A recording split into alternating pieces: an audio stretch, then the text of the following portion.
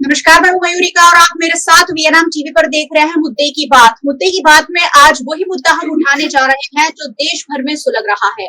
आरक्षण नाम है इसका और राजनीतिक पार्टियों का हमेशा से ये शब्द बहुत फेवरेट रहा है।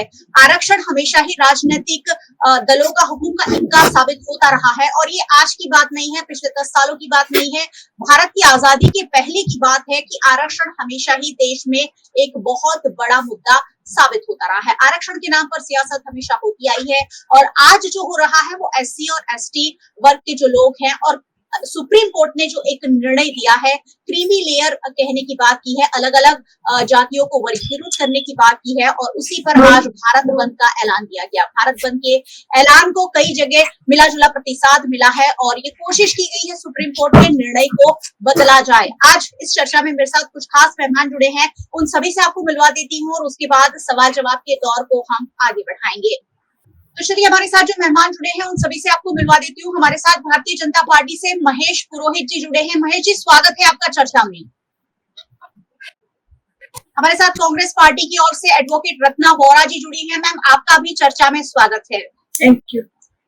दोनों ही भारतीय जनता पार्टी और कांग्रेस के प्रवक्ता को आप जानते ही हैं, अलग अलग डिबेट्स में आपने उन्हें देखा ही है। और हमारे साथ है सीनियर जर्नलिस्ट जयवंत पंड्या, बहुत सालों से इसी क्षेत्र में है, प्रिंट मीडिया और इलेक्ट्रॉनिक मीडिया में बहुत सारा काम कर चुके हैं और करीब 30 सालों का अनुभव है। सर, बहुत बहुत स्वागत है वीएनएम टीवी पर आपका।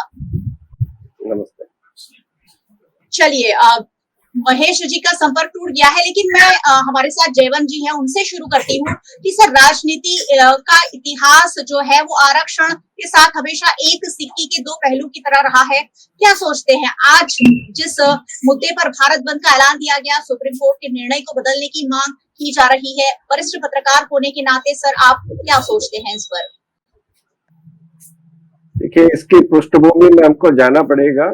ये शुरुआत होती है 1975 से, जब पंजाब ने एक नोटिफिकेशन, पंजाब सरकार ने, तब कांग्रेस की सरकार थी, और तब नोटिफिकेशन जारी किया था और एससी रिजर्वेशन में भी वाल्मीकि और मजहबी सिख कम्युनिटी, इन दोनों बैकवर्ड कम्युनिटीज को उन्होंने फर्स्ट प्रेफरेंस दिया था। इस बात को चैलेंज किया गया कब? तब नहीं किया गया था, उसको चैलेंज किया गया 2004 में, 2004 में। और वो जब आंध्र प्रदेश वर्सेस एवी चेन्नैया की जो एक पिटीशन थी, उसको सुप्रीम कोर्ट ने स्ट्रक डाउन कर दिया, उसको खारिज कर दिया, उसके बाद ये किया गया। तो इसके बाद ये चर्चा शुरू हुई कि क्या एससी एसटी में भी क्या एक क्रीमी लेयर हो सकता है, क्या क्लासिफिकेशन हो सकता है। तो उसके बाद 2006 में पंजाब और हरियाणा हाईकोर्ट ने पंजाब की सरकार जो 1975 का नोटिफिकेशन था, इस नोटिफिकेशन को खारिज कर दिया। लेकिन पंजाब की सरकार ने फिर से एक नया कानून लाया और Punjab scheduled caste and backward classes, इस नाम से कानून लाया 2006 में। और फिर से उन्होंने वाल्मीकि और मजहबी सिख कम्युनिटीज को एससी में प्रथम प्राथमिकता दी, और उस समय भी कांग्रेस की सरकार थी। इस कानून को देविंदर सिंह नाम की एक नॉन वाल्मीकि समुदाय से, नॉन मजहबी सिख कम्युनिटी से आते, उन्होंने चैलेंज किया और हाईकोर्ट ने इस एक को स्ट्रक डाउन कर दिया था, उसको खारिज कर दिया था।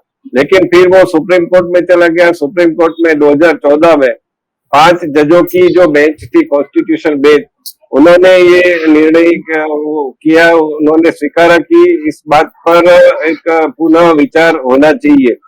और 2020 में जस्टिस अरुण मिश्रा ने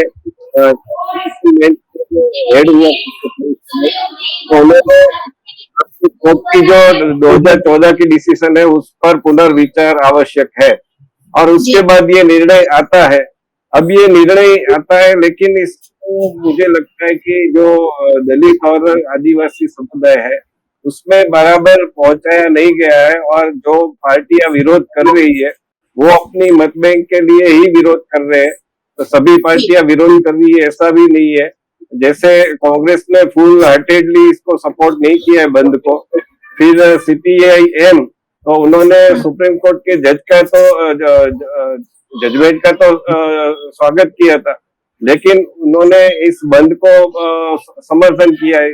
यानी कि ये संपूर्ण तरह से एक प्रकार से राजनीति का बंद ही की बात है, और मुझे लगता है कि इसमें राजनीतिकरण पूरा हो गया है। बिल्कुल, आजकल हर मुद्दा कहीं ना कहीं राजनीति के रंग से प्रेरित ही नजर आ रहा है। कोलकाता के विरोध की बात हो, बदलापुर में जो हुआ वो बात हो, हर एक मुद्दा, हर एक पार्टी, रूलिंग पार्टी से लेकर ऑपोजिशन पार्टी तक, हर कोई अपने अपने हिसाब से, अपने अपनी सहूलियत के हिसाब से और अपने अपनी वोट बैंक के हिसाब से उठा रही है। और देश ये देख रहा है, देश हर चीज नोटिस कर रहा है कि कौन सी राजनीतिक पार्टी कौन से मुद्दे को उठा रही है। बसपा की ओर से गुजरात प्रदेश के महासचिव अमित जादव हमारे साथ जुड़े हैं। अमित जी से जानेंगे कि अमित जी आखिरकार क्या दिक्कत है, आज क्यों भारत बंद का ऐलान देना पड़ा? सालों से SC ST को आरक्षण मिलता आया है, और अगर अब उसे थोड़ी सी और जातियों में बांटा जाता है, क्या दिक्कतें आ रही है? ये जो SC ST का जो मुद्दा है, जाति SC ST का मुद्दा क्यों लाना पड़ा, उसके लिए सुप्रीम कोर्ट को चर्चा करनी चाहिए। ये क्यों अभी तक जरूरत है, आजादी के 70 साल के बाद भी क्यों जरूरत है? क्यों जातिवाद तोड़ने के लिए इस देश में सुप्रीम कोर्ट ने कितनी सुओ मोटो दाखिल की, कितने लोग क्या क्या कार्यक्रम दिए, उसके ऊपर चर्चा होनी चाहिए। क्यों जरूरत पड़ रही है बार बार? 2018 में जरूरत पड़ी, फिर वापिस पड़ी। एक भाई साहब हमारे जो अभी कह रहे थे कि वोट बैंक के लिए कर रहे हैं, ये तो वोट बैंक का मुद्दा थोड़ा है, ये जाति अपमानितों का मुद्दा है। ये जातिवाद के क्यों जातिवाद खड़ा है कि उसका हक क्यों, और क्या जरूरत है ऐसी आपको इस मुद्दे पर? अभी तक क्यों सुप्रीम कोर्ट में चर्चा नहीं हुई कि देश की पूरी जमीनों में से दलितों को, SC ST OBC को कितने लोगों को जमीन मिली, उसका सर्वे किया जाए? क्यों अभी तक सर्वे नहीं हुआ कि एजुकेशन में SC ST OBC लोगों का जो देश में जो एजुकेशन का जो हिस्सा वो क्यों नहीं मिल रहा है?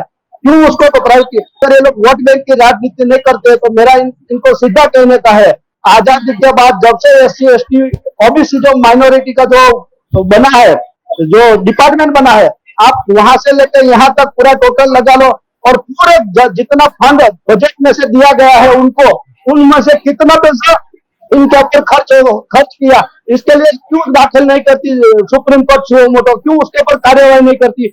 SC ST का जो फंड होता है वो भी दूसरी जगह पे खर्च किया जाता है। यहाँ लोगों को वोट बैंक लेने के लिए पार्टियां कहती है हम इतने करोड़ रुपया हम SC ST को देते हैं, लेकिन जब बात आती है जमीनी स्तर पर उसको काम करने की, तो वही पैसा कोई मेले में लगा दिया जाता है, कोई दूसरी जगह पे लिया जाता है। अरे आपको मैं पूछना चाहता हूँ, इस देश में SC ST OBC लोगों की कितनी स्कूलें हैं, कितने कारखाने हैं? स्कूल बनाने की क्या जरूरत है? वो तो हर स्कूल में SC ST OBC के बच्चे पढ़ते हैं, अलग से वहां कोई कैटेगरी स्कूल वाइज कैसे हो सकती है? ये कैसी बात कर रहे हैं आप? सालों से आरक्षण का लाभ उठाते आ रहे हैं और उसके बावजूद आप ऐसी बात कर रहे हैं। अमित जी, मैं आपके पास लौटूंगी और आपकी प्रतिक्रिया भी लूंगी। हमारे साथ भारतीय जनता पार्टी से महेश पुरोहित जी जुड़े हुए हैं, रूलिंग पार्टी से जुड़े हैं, उनकी प्रतिक्रिया ले लेते हैं। महेश जी, क्या मानना है आपका? ये जो राजनीति हो रही है आरक्षण मामले और SC ST वर्ग के लोग अब सरकार के खिलाफ खड़े हो गए हैं, उस पर क्या कहेंगे? नमस्ते बेन। ये पहले तो ये जो अभी जो वर्डिक्ट आया है वो सुप्रीम कोर्ट का है, ना कि भारतीय जनता पार्टी का है और ना कि भारतीय जनता पार्टी का है, नंबर 1। नंबर 2, ऐसा ही एक वर्डिक्ट 2018 मार्च 2018 में आया था, एट्रोसिटी एक्ट में 3 बदलाव करके सुप्रीम कोर्ट ने आदेश पास किया था। भारतीय जनता पार्टी ने उसका अगस्त 2018 में उसका अमेंड करके उनके मन में जो भी आशंकाएं थी वो सभी दूर की थी। उस टाइम पे भी इस तरह बंद बुलाया गया था, लेकिन यहाँ पे मामला ये है कि यहाँ पे कहीं पे भी इस फैसले को लाने में बीजेपी का कहीं पे रोल ही नहीं है, ठीक है। और जयवंत जी ने कहा कि ये मुद्दा 1975 है, जब जेएलसी की सरकार थी कांग्रेस की, जेएलसी उनके मुख्यमंत्री, उस टाइम पे उन्होंने पंजाब में 30 साल तक इस तरह सब कैटेगरी चलाई, ठीक है। 2004 में वो मुद्दा सुप्रीम कोर्ट में वापस गया और जजों ने पलट दिया। वही मुद्दा अभी सुप्रीम कोर्ट अपनी ही बात से मुकर के वही सेम चीज को पलट के रख दिया है अभी फिलहाल 2024 में, ठीक है। इस सभी चीज में कहीं पर भी बीजेपी नहीं है, नंबर 1। नंबर 2, ये बात आती है 1 अगस्त 2024 को, ठीक है। 9 अगस्त 2024 को भारतीय जनता पार्टी के जितने भी एमपी है जो ST SC कम्युनिटी से आते हैं, उन्होंने एक आशंका जाहिर की, प्रधानमंत्री को इस बात की साझा की कि भाई इसमें कुछ मतलब असंतोष है या फिर एक प्रकार का डर है। ठीक है, मोदी जी ने कैबिनेट में आश्वस्त किया कि भाई इस प्रकार की कोई चीज से वर्तमान सरकार सहमत नहीं है। ठीक है, ये चीज अच्छी थी नहीं थी, इसमें बदलाव जरूरी था नहीं था, वो चीज तब उस पर तब डिबेट की जाती है जब वो समाज तैयार होता है। ठीक है, अगर समाज में एक कुछ प्रकार की अफवाहों के कारण डर है तो उसको डरा के, उसके डर को बढ़ा के कोई एक्शन वर्तमान सरकार नहीं लेगी। और इस मामले में एसटी एससी समुदाय के मन में जो डर है वो कोई पर प्रकार के डर निकाल के, और वो उनके साथ वर्तमान सरकार खड़ी है। बंद करने वालों की आशंका कहाँ पे है, किसके खिलाफ बंद है, सुप्रीम कोर्ट के खिलाफ बंद है या फिर सरकार के खिलाफ बंद है, वो उसकी वो जाने। जी, यानी आप ये कह रहे हैं कि सुप्रीम कोर्ट ने जो निर्णय दिया है उससे रूलिंग पार्टी सहमत नहीं है, आप ये कहना चाह रहे हैं सर? देखो, मैं फिर से एक बात की क्लियरिटी कर दूं। अगर किसी को छोटा बहुत इलाज करना है, पहले तो वो दर्दी है मान लो, ठीक है, वो मानसिक तौर पर सक्षम होना चाहिए। अरे भाई ठीक है, मेरा बड़ा ऑपरेशन करो, मैं मानसिक तौर पर सक्षम हूं। ठीक है, उसके सिवा डॉक्टर उसको कुछ भी नहीं कर पाएगा। पहले तो वो जो समुदाय के लिए ये वर्डिक्ट आया, मैं आगे भी बोलो, कई एक्सपर्ट इसके फेवर में है, कई लोग इसके फेवर में, बड़े बड़े लोग इसके फेवर में, और सुप्रीम कोर्ट ने ये जजमेंट 6-1 से दिया है। ठीक है, 7 बेंच की जज थी, यानी कि सुप्रीम कोर्ट की हाईएस्ट अथॉरिटी हो गई। ठीक है, फिर भी जिनके लिए ये वर्डिक्ट है, एसटी एससी समाज के लिए वर्डिक्ट है, और उसके मन में ये भय है कि भाई ऐसी कुछ चीज हो रही है जो हमारे खिलाफ है, इसलिए सरकार कभी भी नहीं चाहेगी कि इनका भय बढ़ाया जाए और ऐसा कुछ किया जाए। इसलिए मैं बोल रहा हूं कि वर्तमान सरकार इस मामले में सुप्रीम कोर्ट के साथ सहमत नहीं है, उसका वजह भी मैंने आपको दे दी। बिल्कुल, चलिए, निर्णय का विरोध भी नहीं कर रहे हैं लेकिन निर्णय का साथ में नहीं दे रहे हैं, क्योंकि एससी और एसटी वोट बैंक की आखिरकार बात है। रत्ना जी हमारे साथ जुड़ी हुई हैं, कांग्रेस पार्टी की प्रवक्ता है। रत्ना जी, क्या कहना चाहेंगी, क्या प्रतिक्रिया आपकी और आपकी पार्टी की इस पर? जी, सबसे पहले तो मैं इस जजमेंट के बारे में बता देना चाहती हूँ कि ये जो जजमेंट है ये बहुत ही दोषपूर्ण जजमेंट है और ये संविधान के विरुद्ध का जजमेंट है। बेशक ये 7-1 से पारित किया गया है, मतलब दिया गया है, परंतु यहाँ पर जो 7 जजेस हैं उन लोगों ने संविधान की जो मूलभूत इसके जो क्राइटेरियाज हैं, प्रोविजंस हैं, उनको ध्यान में ना रखकर ये जजमेंट दिया है। संविधान में साफ तौर पे आर्टिकल 341 में कहा गया है कि अनुसूचित जाति में वही जातियां आएंगी जो स्टेट उसमें नोटिफिकेशन करके निकाल के फिर वो प्रेसिडेंट को भेजेंगी और प्रेसिडेंट उसके ऊपर कंसेंट देंगी, वो जाति आ सकती है।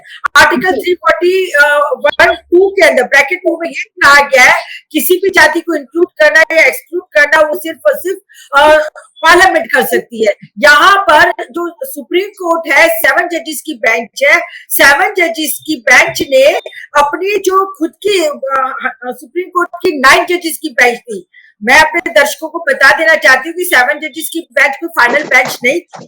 9 जजेस की बेंच इंदिरा साहनी 1993 का इंदिरा साहनी वर्सेस इंडिया के केस को ओवररूल कर दिया, जो नहीं कर सकते हैं संविधानिक तौर पर, वो बिल्कुल भी ठीक नहीं है, वो कर ही नहीं सकते हैं, क्योंकि इंदिरा साहनी के केस में साफ तौर से कहा गया था कि कोई अनुसूचित जाति जनजाति के ऊपर किसी भी तरह से क्रीमी लेयर नहीं लगाई जा सकती है।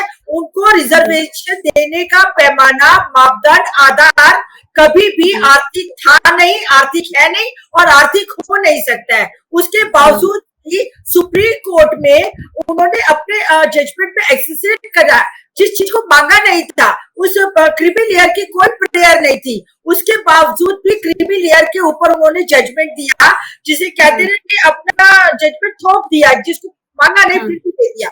उसके बाद यहाँ पर मैं दूसरी एक और बात स्पष्ट करना चाहती हूँ कि ये जो वर्गीकरण की बात की साथ में, वर्गीकरण ये ईवी चेन्नैया के केस में ऑलरेडी क्लियर और डिसाइड कर चुके हैं, और वही चीज इंदिरा साहनी में भी डिसाइड हो चुकी है कि एससी एसटी समुदाय है वो होमोजीनियस है, उनमें से किसी को भी हटाया नहीं जा सकता और अलग नहीं किया जा सकता। आपको एक एग्जाम्पल अब मैं अपने तौर पे ही देना चाहती हूँ। यदि रत्ना बोरा Yati Ratna Vora, being an advocate of High Court, having all the facilities, but with the name and with the tag of a scheduled caste woman with the Ambedkar's photograph goes to any upper caste society. अगर किसी upper caste society में कहती है कि मैं दलित हूँ, मुझे seat चाहिए, मतलब मुझे मकान चाहिए, तो कोई नहीं देगा, क्योंकि आज की मानसिकता बदली नहीं है। हमारा जो हम लोग विरोध कर रहे हैं, पूरा समाज जो आज विरोध कर रहा है, ये वर्गीकरण, आपने कहा कि भी ये वर्गीकरण इसलिए दे रहे हैं कि जिस समाज को नहीं मिला है उसको देना चाहिए। जिस संविधान लागू हुआ 1950 में, संविधान में जो आरक्षण लागू हुआ वो सबके लिए लागू हुआ। उसके अंदर किसी जो चमड़े का काम करता था उसने चमड़े का काम छोड़ा, उसने पढ़ाई की। जो दूसरा काम करता था, दूसरा काम किया, उसने पढ़ाई की। बाबा साहब की जो रिजर्वेशन था सबके लिए समान था।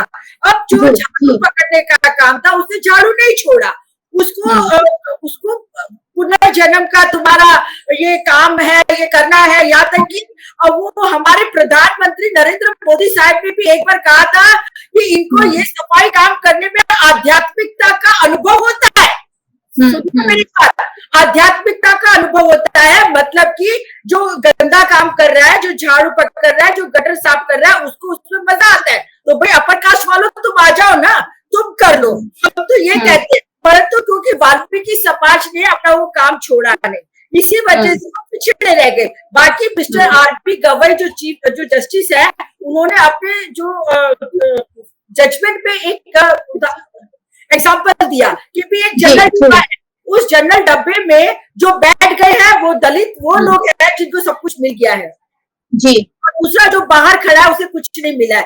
तो हमारा यहाँ पे यही कहना है कि भाई अगर आप डब्बे में चढ़ने के लिए सक्षम ही नहीं हो तो कैसे तुम अंदर आओगे। किसी दलित ने ये नहीं कहा कि हमारा वाल्मीकि समाज का भाई हमारे साथ नहीं बैठ सकता, हम उसको नहीं देना चाहते, खुद नहीं है। अगर उसे कॉलेज में एडमिशन लेना है तो उसे 12th तक तो पास करना ही पड़ेगा ना। अगर 12th पास करेगा तभी तो कॉलेज में एडमिशन लेगा। अगर उसे सरकारी कॉलेज में एडमिशन लेना है तो उसे ग्रेजुएट तो होना ही पड़ेगा ना, तब जाके वो सरकारी नौकरी में पर्चा भरने के लायक भी होगा, उम्मीदवारी करने के लायक होगा। इसलिए जो समाज पीछे रह गया उसको आगे लाने की जवाबदारी वेलफेयर स्टेट की है, क्योंकि हमारा जो कंट्री है, हमारा जो कॉन्स्टिट्यूशन है वो वेलफेयर स्टेट पे आधारित है। बिल्कुल बिल्कुल बिल्कुल। रत्ना जी लौटूंगी आपके पास जी। और उसके अंदर जो ये आधार किया गया है, आर्थिक आधार क्रिमिनल का, उसका भी विरोध करे। दूसरी बात, क्रिमिनल के लिए चुकादा तो दे दिया आपने, जजमेंट दे दिया, पर आंकड़े का है किस आधार पे आपने कहा कि कितने लोगों को क्या मिल गया। आपके अगल बगल अड़ोसी पड़ोसी को अगर कोई IAS IPS ऑफिसर बन भी गया तो क्या उसका समाज पूरी तरीके से आगे आ गया। मैंने खुद अपना एग्जाम्पल दिया, मैं पढ़ी लिखी हूँ, मैं हर जगह पे सेट हो सकती हूँ, उसके बावजूद भी मुझे दूसरी जगह जाने नहीं देंगे, मुझे वो मकान नहीं देंगे जहाँ पे मैं छुप के, यदि मैं बोलूँ कि हाँ वोरा मतलब नागर ब्राह्मण तो सब आओ आओ वो सारा समझ हो गया। परंतु यदि मैं कहूँ वोरा मतलब शेड्यूल कास्ट तो फिर कोई मुझे उतना वेलकम नहीं करता है, नहीं करेगा। मैं चाहती हूँ हमको होमोजीनियस क्लास क्यों कहा गया है, क्योंकि हम सब समाज ने कहीं ना कहीं कभी न कभी छुआछूत का हम लोग भोग बने हैं, इसीलिए बाबा साहेब अम्बेडकर ने वो जातियां। रत्ना जी लौटूंगी आपके पास, और मेहमान भी जुड़े हुए हैं, उनसे उन्हें भी सुन लेते हैं। लगातार बात हो रही है, ना भारतीय जनता पार्टी सपोर्ट कर रही है, ना कांग्रेस खुलकर सपोर्ट कर रही है, और उसके बावजूद सुप्रीम कोर्ट के खिलाफ तो कोई पार्टी जो आरक्षण मांग रहे हैं, जो क्रीमी लेयर का विरोध कर रहे हैं, उनके साथ खड़ी नहीं रह सकती। जयवंत जी हमारे साथ जुड़े हुए हैं। सर, ये जो बहस हो रही है वो आखिरकार हो किसके लिए रही है? सुप्रीम कोर्ट ने एक वर्डिक्ट दे दिया है, उसके बावजूद पॉलिटिकल पार्टी सपोर्ट करने के लिए तैयार नहीं है, जिनके लिए ये दिया गया है वो कहीं ना कहीं इसका विरोध कर रहे हैं। क्या सॉल्यूशन समझते हैं सर? देश में ये जो मुद्दा उठा है उसे आखिरकार कैसे सुलझाया जा सकता है? जयवंत जी। पहली बात तो ये कि सभी लोग इसका बंद का समर्थन कर रहे हैं, ऐसा नहीं है। आदि धर्म समाज के जो अध्यक्ष है दर्शन रत्न रावण जी, तो उन्होंने कहा कि महादलित जो वाल्मीकि मजहबी समाज है, मुशर्रर है, मदिगा है, चकिनिया के साउथ में अरुण हत्ती या ऐसी कम्युनिटीज है जिसको एससी का रिजर्वेशन का लाभ नहीं मिला है, तो उनको लाभ मिलना चाहिए। तो ये एक जो वर्डिक्ट है, आदेश है, वो अच्छा है। और उन्होंने कहा कि महादलित है, वो दलित के बीच में कोई दरार पैदा नहीं कर रहे हैं। जी तो पहली बात तो ये। दूसरी बात ये कि क्या हमको ये जो अन्याय हो रहा है दलितों के साथ, उसको मिटाना है या चालू रखना है। तो दलितों के अंदर भी एक अस्पृश्यता होती है, अंदर अंदर भी रोटी बेटी का व्यवहार नहीं होता, ये कड़वी सच्चाई है। बिल्कुल। ये कड़वी सच्चाई है, जो उसमें भी कई जातियां ऐसी है जो अपने आप को ऊपर मानती है और कई जातियों को नीचे मानती है। इसीलिए तो महादलित ऐसा शब्द आया, वरना ऐसा शब्द कैसे आता। जी तो ये जो पिछड़ी जातियां रह गई है, उनको क्यों लाभ ना मिले।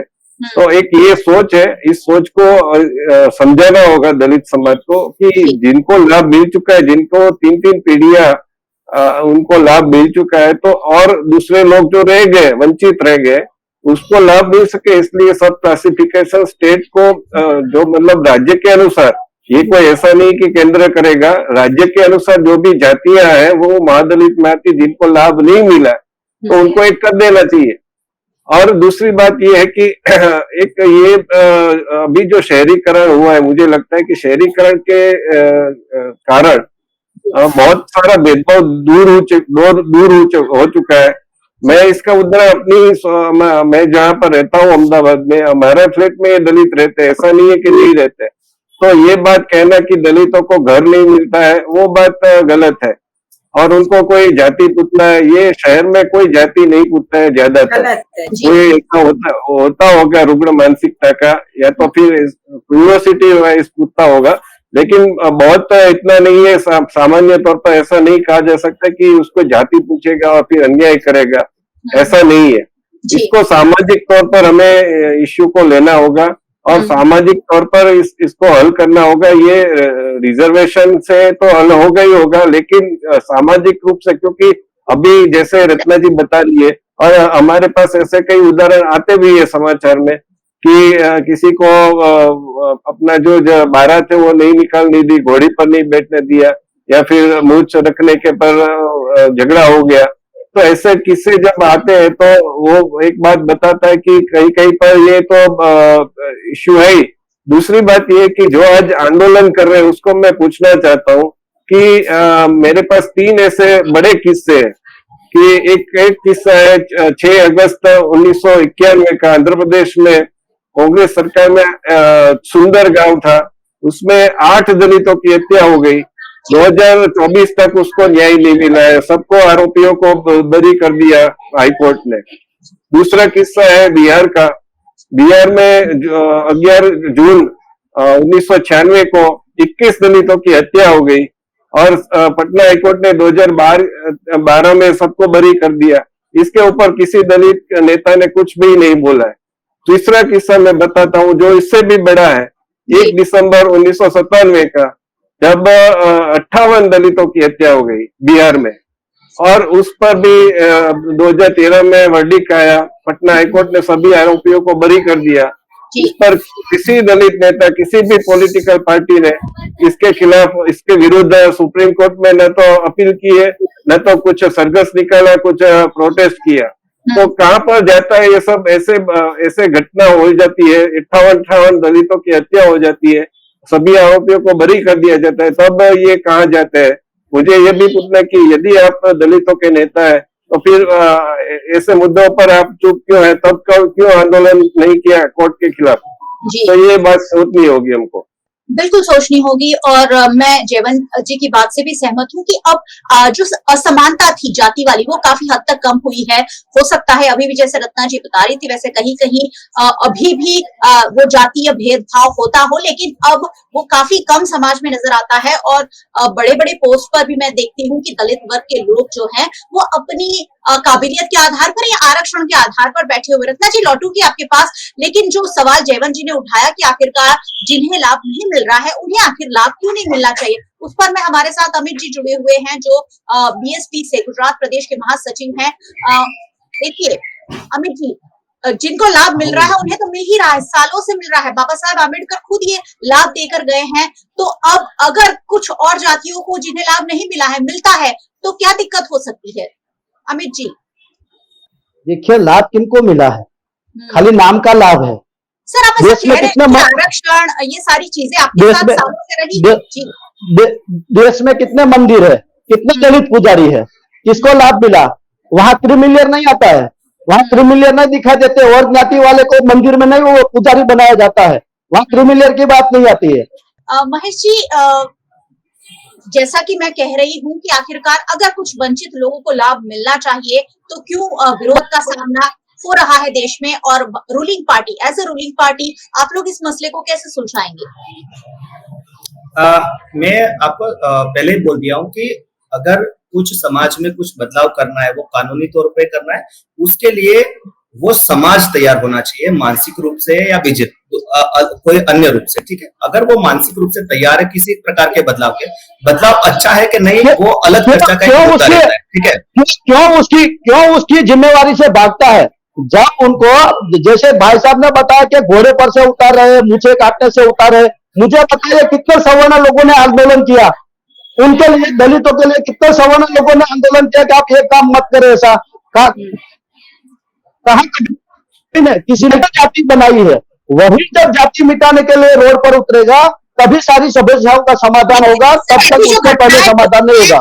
घोड़ी पे से उतारने वाली बहुत छिटपुट है। अब देश में इतनी गलत बात है, असमानता नहीं है इतनी ज्यादा। अगर उसी के आधार पर आप लोग आरक्षण मांगेंगे, जी, उसी के आधार पर आरक्षण अपमान के आधार पर मांगा जा रहा है, जन्म के अपमान पर आधार पर मांगा जा रहा है आरक्षण। जिन्होंने हमको जाति में बांटा है उसके लिए सम्मान के लिए आरक्षण मांगा जा रहा है, एक बनवा के लिए आरक्षण मांगा जा रहा है। आज भी जो बड़े बड़े स्वामी है वो अपने भाषण में कहते हैं कि हमको राठौड़ को, मकवाने को, परमार को हम साहब कहेंगे। ऐसे वीडियो आपने देखे होंगे। अभी जैसे बड़े बड़े स्वामी को उनकी मानसिकता जब ऐसी रहती है तो समाज में बदलाव कैसे आएंगे? आप उस बात से इनकार नहीं कर सकते। अगर वो उस पोस्ट पर बैठे हैं तो आपको साहब कहना पड़ेगा। समाज में बदलाव कैसे आएगा? इसके लिए समाज में बदलाव लाने के लिए इसका समाधान यही है, जिन्होंने जातियां बनाई है वही लोग जाति तोड़ने के लिए रोड पर उतरेंगे, वही लोग दलितों का नेतृत्व और दलितों पर अत्याचार के सामने, उनकी समाज के सामने जब लड़ेंगे, जब मंदिरों में जब जो पुजारी, एक पुजारी ब्राह्मण समाज से होता है, हर समाज के पुजारी होंगे, तब जाके पूरे देश में ये जो हम थोड़ा सा एक दो लोग IAS IPS बन गए, क्या लोगों की नजर में आ गया? पूरा देश SC ST समाज के लोग पूरे नजर में आ गए, ये लोग तो बहुत खुश हो, इनको ये भी नहीं दिखाया जाता। चलिए सर, आपका कनेक्शन टूट गया है। हम बात कर रहे थे महेश जी से। सर, आपकी बात कंटिन्यू कीजिए। हाँ जी, मेरी बात सुन लिए, एक मिनट। आपने कहा कि हम बीजेपी वाले ना इनके समर्थन में नहीं है। जब अगर आप लोग समर्थन में नहीं है, आप सुप्रीम कोर्ट के आदेश के विरुद्ध होते, अगर आपको ये आदेश नहीं मानना होता तो संसद चालू थी, क्यों नहीं आपने स्टॉप कराया इसको? लेकिन आप लोग परीक्षा लेना चाहते हैं, आप लोग परीक्षा लेना चाहते हैं कि दलित समाज कितनी जागरूक है, ये समाज कितनी रोड पर उतर सकती है कि नहीं उतर सकती है, उनके ऊपर अत्याचार होता है तो ये अन्याय के सामने लड़ सकते हैं। ये एसिड टेस्ट ले रहे हैं आप लोग। अमित जी उनसे जवाब ले लेते हैं। महेश जी जवाब दीजिए, जो सवाल वो पूछ रहे हैं। अमित जी का सवाल का जवाब 2018 वाला जो अमेंडमेंट आया था सुप्रीम कोर्ट का, दलित समाज की भावनाओं को ध्यान में रखते हुए मोदी सरकार ने उसको 2018 अगस्त में उसको अमेंडमेंट किया और उनकी भावनाओं का सम्मान किया। नंबर 1। नंबर 2, अभी भी जो सुप्रीम कोर्ट का वर्डिक्ट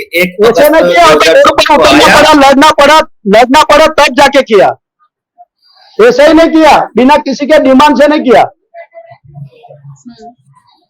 जी सर, उनको बोलने देंगे तो फिर एक काम करो अमित जी, आप रोड पे उतर के AMU में भी आरक्षण मांग लो जो कांग्रेस ने खत्म किया, जामिया मिलिया में भी आरक्षण मांग लो जो कांग्रेस ने खत्म किया, वहां पे भी आरक्षण मांग लो। 2000 जम्मू कश्मीर में 317 लागू होने से पहले वहां पे आरक्षण नहीं था, उसके लिए कभी रोड पे क्यों नहीं उतरे आप लोग?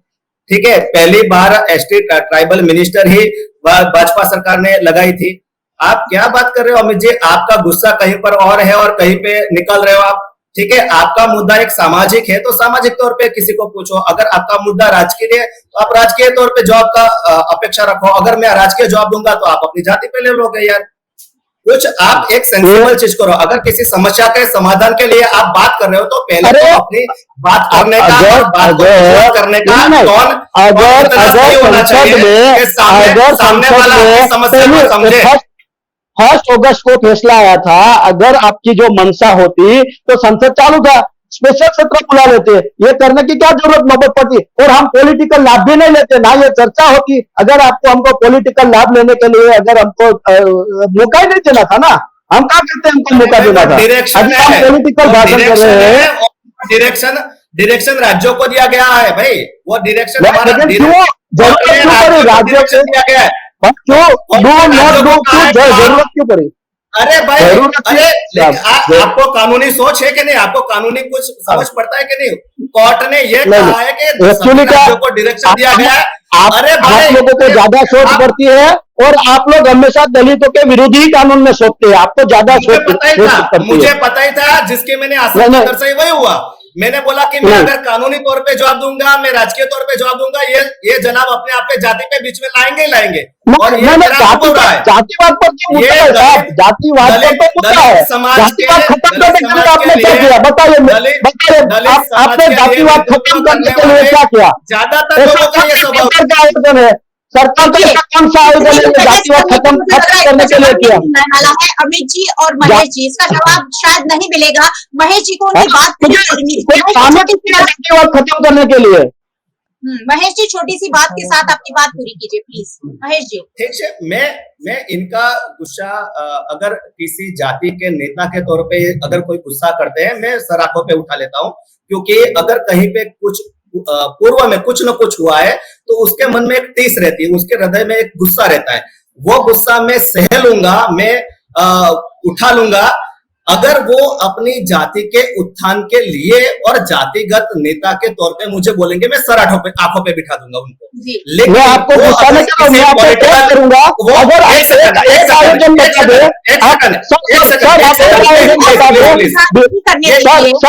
सर बीजेपी का एक आयोजन बता दे जातिवाद खत्म करने के लिए, मैं आपको प्रयास करने लगूंगा। गुस्से की बात ही नहीं है। अमित जी उनकी बात बात करने का ठीक नहीं है, बात करने का यह तरीका ठीक नहीं है। अगर कोई बीच में बोल रहा है, आपके साथ सभ्यता से बात कर रहा है, तो उसको बात करने दीजिए, उनको बात अपनी रखने दीजिए, ताकि वो अपना मुद्दा समझा सके। अगर आपके पास उसका कुछ काउंटर है तो फिर काउंटर दिए, मैं काउंटर का जवाब दूंगा। ठीक है, मैं फिर से मेरी बात करता हूं। अगर ये अपनी जाति के नेता के तौर पर अपने जाति के उत्थान के लिए मुझे कुछ सवाल करते हैं, इनका जितना गुस्सा है, इनकी जितनी बात है, मैं सर आंखों पे उठा लूंगा, दिल में बसा दूंगा और माथे पे बिठा दूंगा, नंबर 1।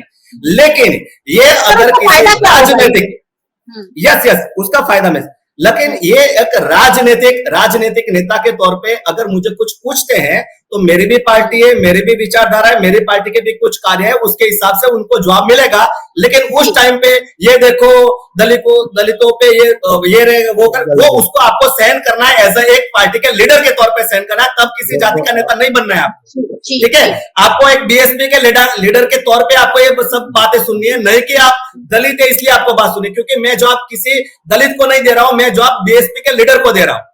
समझो, इस बात को समझो आप। जी ठीक है। मेरा कहना यह है कि ये जो मामला सुप्रीम कोर्ट में, यहाँ पे किसी भी तरह से भारतीय जनता पार्टी का कोई भी लेना देना नहीं है। ये 1975 का मुद्दा है, चलते चलते 2014 में आया, 2004 में आया सॉरी, और 2004 जो सुप्रीम कोर्ट ने वर्डिक्ट दिया था, उसका exact 360 degree verdict supreme court ने अभी 1 अगस्त 2024 को दिया है। ठीक है, नंबर 1। नंबर 2, इस बात पे भारतीय जनता पार्टी के ST/SC समुदाय से जो भी एमपी थे, उन्होंने एक चिंता जाहिर की मोदी जी के साथ। मोदी जी ने कैबिनेट में बोल दिया है कि इस पे भारतीय जनता पार्टी ST/SC समुदाय की भावना के साथ है और रहेगा। ठीक, ये भारतीय जनता पार्टी का क्लियर कट स्टैंड है, जो मैंने आपको बोल दिया है। ठीक है, लेकिन अगर ये बात कर रहे हैं तो मैं भी दो तीन बात मेरी ओर से बोल रहा हूँ। शॉर्ट में बताइएगा, शॉर्ट में बताइएगा। वेरी शॉर्ट, मेरी बात शॉर्ट में ही रहती है। Number 1, ST/SC tribal minister first time 1999 में एस्टेब्लिश हुआ, तब बड़ा प्रधान थे वाजपेयी, 50 साल तक नहीं हुई, नंबर 1। नंबर 2, 2009 से लेके 2013 तक AMU से लेके जामिया मिलिया तक वहां से आरक्षण हटाया गया। वो RTA एक्ट आया, RTA एक्ट में 25% रिजर्वेशन ST/SC और OBC समुदाय को, तो 8000 से ज्यादा इंस्टीट्यूशन जिसको माइनॉरिटी का दर्जा मिला हुआ है, कांग्रेस वहां पे आरक्षण खत्म कर चुके हैं। इसके भारतीय बाद जनता में पार्टी कहीं भी- पुरानी बातें क्यों याद करने लग जाती है, मुझे समझ नहीं क्योंकि आता है। क्योंकि आज वो बात नेता कर रहे बन के हैं बात हम। कर रहे हैं, वो कांग्रेस के नेता बन के बात कर रहे हैं मुझसे, तो मैं हाँ, कांग्रेस के चलिए। कार्यों को गिनाऊंगा। जी वो चलिए कांग्रेस के चलिए नेता बन के बात करें तो मैं कांग्रेस के कार्य दूर को गिनाऊंगा ही गिनाऊंगा। चलिए, रत्ना जी हमारे साथ जुड़ी हुई हैं। रत्ना जी, एक छोटा सा सवाल पूछूंगी। आप भूल जाइए कि आप उसी कम्युनिटी से आती है, आप अगर देश की नागरिक हैं और अगर क्रीमी लेयर का लाभ उन्हें मिलता है, आप एक पढ़ी लिखी और एजुकेटेड लेडी भी हैं और आप बुद्धिजीवी वर्ग में आती हैं, अगर क्रीमी लेयर का लाभ उन्हें मिल सकता है, कुछ और जातियां ऊपर आ सकती है, तो क्यों विरोध होना चाहिए? इस बात का मुझे जवाब दीजिए। जी मयूरिका जी, बहुत ही अच्छा प्रश्न है। ये बात सेल्फ कॉन्शियस की है। अगर किसी पढ़े लिखे व्यक्ति को ये एहसास होता है, अगर दलित समाज का है, कि उसे खुद छोड़ना है तो वो छोड़ सकता है, पर उसके ऊपर किसी भी तरीके से कानूनी दबाव लाके किसी जजमेंट के आधार पे छुड़वाया नहीं जा सकता है। एक जज छोड़ना चाहेगा मैम। सुनिए, ये उज्ज्वला योजना नहीं है कि मोदी जी बोलेंगे और लोग जी, नहीं, आप देंगे, नहीं मयूरिका जी, करेंगे। आपने मुझे प्रश्न किया तो जवाब देने दीजिए। हाँ बिल्कुल। डीवाई चंद्रचूड़ जी के पिताजी खुद जज थे, तो वो जज बने, भविष्य में उनका पोता और बेटा भी जज बन जाएगा, क्योंकि ये एक अप्रत्यक्ष आरक्षण है। डॉक्टर का बेटा डॉक्टर बनता है, इसी तरह राजकारणी का बेटा राजकारणी बन जाता है, एडवोकेट का बेटा एडवोकेट बनता है। क्यों? क्योंकि वो उनको अप्रत्यक्ष तौर पे अनामत मिली हुई है, प्रत्यक्ष तौर पे नहीं, अप्रत्यक्ष तौर पे। अब मैं बताती हूँ, 1950 में जब आरक्षण आया, तो उस टाइम पे 1950 से लेकर 70-75 तक नॉट अवेलेबल कह के सारी की सारी वैकेंसीज खारिज कर दी गई। उसके बाद क्या हुआ, जब ये जो अनुसूचित समाज का तबका पढ़ने लिखकर आगे आया और पढ़ के नौकरी मांगने लगा, तो बोले नॉट फाउंड सुटेबल करके फिर वो नौकरियों को खारिज की गई। तो हमारे समाज का यही दर्द है, यही रोना है कि आज आईपीएस बनने के बाद भी वो तो दलित का दलित ही रहता है, चाहे कोई भी XYZ, उसको उसके ऊपर से जो दलित होने का टैग मरते दम तक मिटता नहीं है। एक क्या उसका अधिकारी उसे सलाम नहीं करता है? एक आईपीएस दलित ऑफिसर को भी घोड़ी चढ़ने के लिए पुलिस की मदद लेनी पड़ती है। तो कहने का मतलब ये है, आज आप पी कोविंद को जब उसका उद्घाटन मुझे लग रहा है चंद घटनाओं को याद कर करके पूरा नैरेटिव सेट करती है भारतीय जनता पार्टी और कांग्रेस। संसद भवन का शिलान्यास किया गया, पी कोविंद को नहीं बुलाया गया। जब संसद भवन का उद्घाटन हुआ तो द्रौपदी मुर्मू जी को नहीं बुलाया गया। जब राम मंदिर का प्रवेश हुआ तब द्रौपदी मुर्मू जी को नहीं बुलाया गया। जब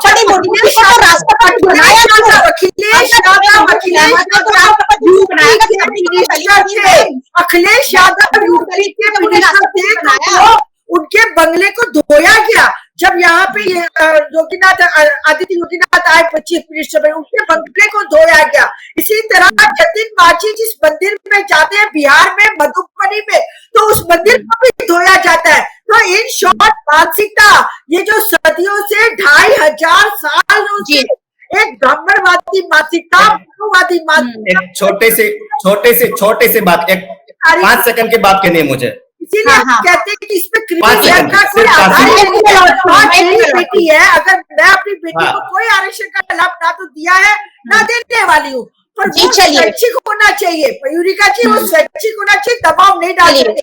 आप चलिए। सुनिए, अगर 10 सीटें हैं, 10 रत्ना- सीटें आपने 4 सीटें क्रिमिनल लेयर के नाम से निकाल दी और 4 सीटें वर्गीकरण के नाम से निकाल दी, तो बाकी तो कुछ बचा ही नहीं। क्योंकि जब वर्गीकरण वाला आएगा नीचे से ऊपर, तो क्या अरे आप तो नॉट सुटेबल हो, और फिर वो नेक्स्ट टाइम जनरल में वो सीट चली जाएगी। तो हमारा झगड़ा यही है कि जो सीटें आप इनडायरेक्ट तौर पर सुप्रीम कोर्ट के जजमेंट के आधार पर उन्हें जनरल करने जा रहे हो ना, ये जो षड्यंत्र है, ये इस षड्यंत्र के सामने हम लोगों ने आज बंद किया है, और ये आवाज हमारी उठी है तब तक बंद नहीं होगी, जब तक ये पार्लियामेंट में अध्यादेश नहीं लाया जाएगा। बोलना बात करना बहुत होता है, बहुत आता है, हमने देखा है, हमारे तो फेकू प्रधानमंत्री है। चलिए ठीक है रत्ना जी, आप बहुत अच्छी तरीके से अपनी बात रखती है। महेश जी, छोटी सी प्रतिक्रिया, आपके 5 सेकंड।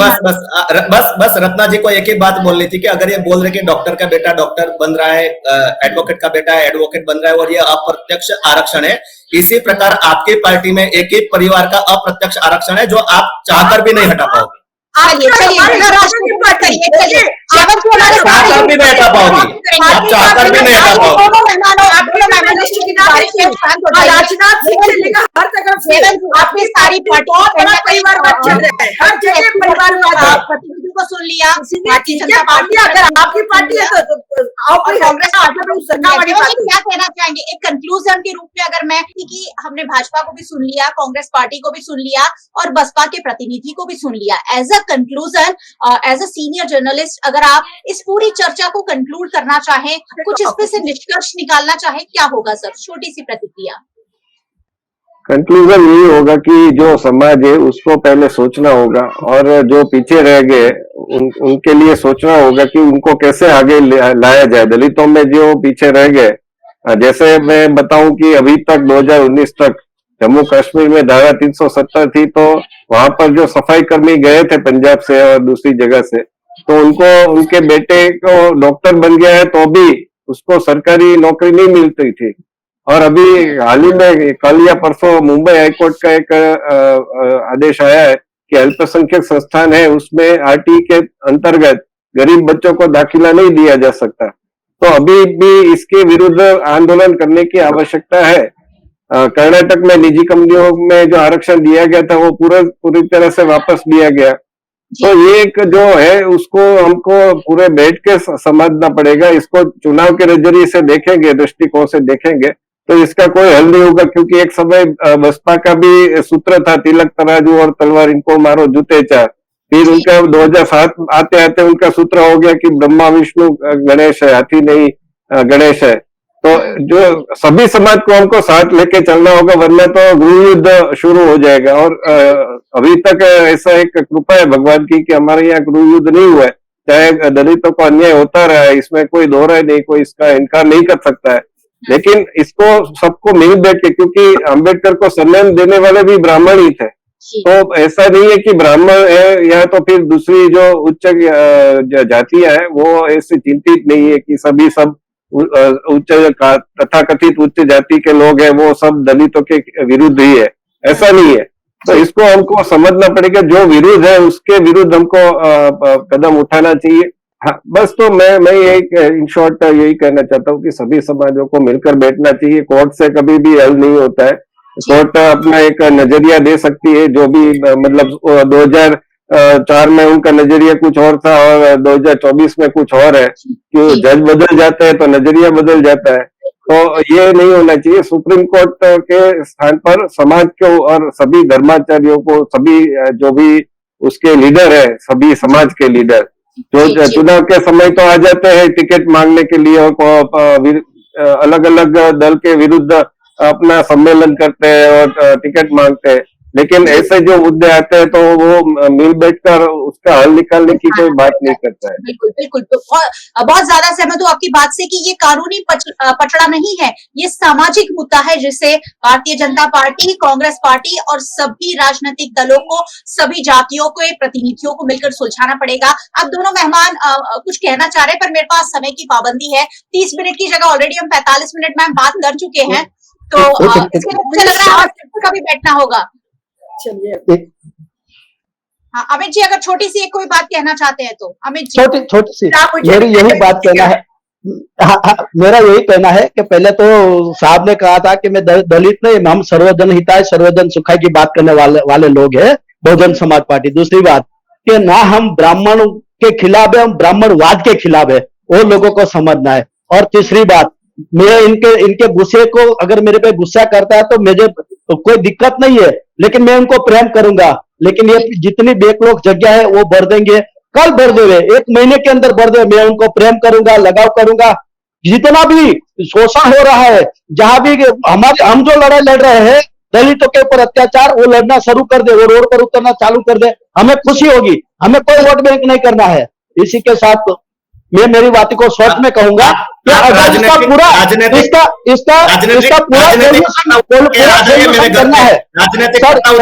मैं आपके साथ हूँ। इसका पूरा सॉल्यूशन करना है तो उसका एक ही इलाज है। जिन्होंने जातिवाद बनाया है वही लोग जातिवाद खत्म करने के लिए रोड पर उतरेंगे, तो ये पूरा पूरा खत्म हो जाएगा, ऐसी मेरी रत्ना जी, सोच है। बहुत छोटी सी प्रतिक्रिया, रत्ना जी बोलिए। मैं आपसे एक ही बात कहना चाहती हूँ कि हमारा जो कॉन्स्टिट्यूशन के हिसाब से we are the welfare state, तो स्टेट की जवाबदारी बनती है कि जो भी समाज नीचे रह गया है उसको ऊपर तक लाने की। अब मैं आपको बताती हूँ, आप समाज कल्याण की साइट उठा के देख लीजिए, गरीब सवर्णों माटे बिन अनामत आयोग 1000 करोड़ रखे गए हैं, देख लीजिए गरीब सवर्णों माटे बिन अनामत। और दूसरी तरफ सफाई कामगार आयोग और अंत्योदय विकास निगम और अनुसूचित जाति निगम, तीनों को मिला के 50 करोड़, एक तरफ 1000 करोड़, और जहाँ पे 10% ही आरक्षण दिया गया ईडब्ल्यूएस के अंदर, और दूसरी तरफ से 50 करोड़। तो कितना ज्यादा डिफरेंस है। जो स्टेट है, स्टेट खुद ही इस तरह का भेदभाव करता है। दूसरा, जो पोस्ट मैट्रिक स्कॉलरशिप के लिए, उसमें ईडब्ल्यूएस के लिए 8 लाख की मर्यादा है और ओबीसी के लिए 6 लाख की मर्यादा है, जबकि SC ST के लिए 2.5 लाख की मर्यादा है। अब आप बताइए कि गरीबी के मापदंड में भी जब सरकार इस तरीके से भेदभाव रखेगी तो नीचे तबके का आदमी कैसे ऊपर आएगा। इसीलिए बिल्कुल बहुत सचेत होने की जरूरत है, संविधान का पालन करने की जरूरत है। जी बहुत बहुत धन्यवाद मयूरिका जी, आपने बुलाया, उसके नमस्कार। मैं भी रत्ना जी, आप बहुत अच्छा बोलती है, और आप बहुत सारे आप लोगों ने सवाल उठाए, सभी सवाल जायज हैं, और मुझे लग रहा है सवालों को सबको मिलकर सोचना ही पड़ेगा, चाहे संसद में सोचिए या आपस में मीटिंग करके सोचिए, लेकिन सोचना होगा। बहुत शुक्रिया आप सभी मेहमानों का हमारे साथ जुड़ने के लिए, बहुत बहुत शुक्रिया। चलिए, तो ये थी आरक्षण मुद्दे पर चर्चा। आखिर क्या होना चाहिए, उस पर बुद्धिजीवी वर्ग के लोगों के साथ साथ राजनीतिक दलों के प्रतिनिधि अपनी प्रतिक्रिया दे रहे थे कि आखिरकार ये जो लड़ाई देश भर में छिड़ गई है, एक दिन अगर भारत बंद रखा जाता है तो ये जवाब भी होना चाहिए कि कितने लोगों को कितने करोड़ों का नुकसान होता है। भारत बंद का ऐलान कोई बहुत आसानी होता है, पुलिस फौज जो है वो देश में उतार दी गई है। खैर, मिला जुला प्रतिसाद मिला है भारत बंद को, लेकिन आरक्षण के नाम पर आज भी कुछ ना कुछ देश में चलता रहता है। ये 21वीं सदी की मुझे लग रहा है इसे क्या कहेंगे हम, भारत तीसरी आर्थिक सबसे बड़ी व्यवस्था बनने जा रहा है, और फिर भी हम आरक्षण जैसे मुद्दों पर लड़ रहे हैं। सोचिएगा जरूर इस पूरे मुद्दे पर। मुद्दे की बात में आज हमने ये मुद्दा उठाया है, और रोज रात 8 बजे आप मुद्दे की बात मेरे साथ देखते हैं VNM टीवी को। रोज देखते रहिए, YouTube चैनल है हमारा, सब्सक्राइब कर लीजिए अगर अब तक नहीं किया है तो, बेल आइकन भी प्रेस कर दीजिएगा ताकि VNM की हर अपडेट सबसे पहले आपको मिल सके। आप हमें फेसबुक पर देख रहे हैं, शेयर जरूर कर लीजिएगा। आप हमें OTT प्लेटफॉर्म्स पर देख रहे हैं, डेली हंट, वोडाफोन टीवी, जियो टीवी और जियो टीवी फाइबर 498 नंबर के चैनल पर VNM टीवी को 24 घंटे लगातार देखा जा सकता है। देखते रहिए VNM, जुड़े रहिए VNM के साथ। नमस्कार।